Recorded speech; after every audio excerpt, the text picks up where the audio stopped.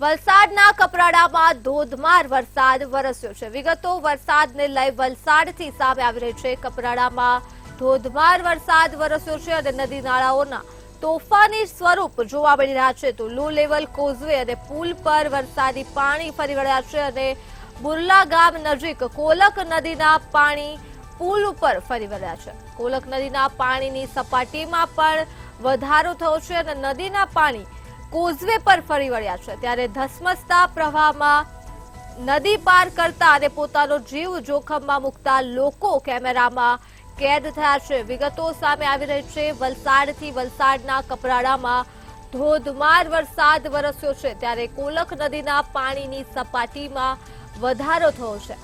આ સાથે જ નદી નાળાઓના તોફાની સ્વરૂપ પણ જોવા મળી રહ્યા છે। વલસાડના કપરાડા ખાતે ત્યારે લો લેવલ કોઝવે અને પુલ ઉપર પાણી ફરી વળ્યા છે।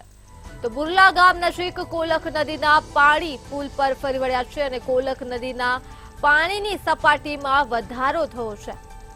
નદીના પાણી કોઝવે પર ફરી વળ્યા છે। આ સાથે જ ધસમસતા પ્રવાહમાં નદી પાર કરતા લોકો કેમેરામાં કેદ થયા છે। વલસાડથી વિગતો મળી રહી છે। વરસાદને લઈ વલસાડના કપરાડામાં ધોધમાર વરસાદ વરસી રહ્યો છે। કોલક નદીના પાણીની સપાટીમાં વધારો થયો છે।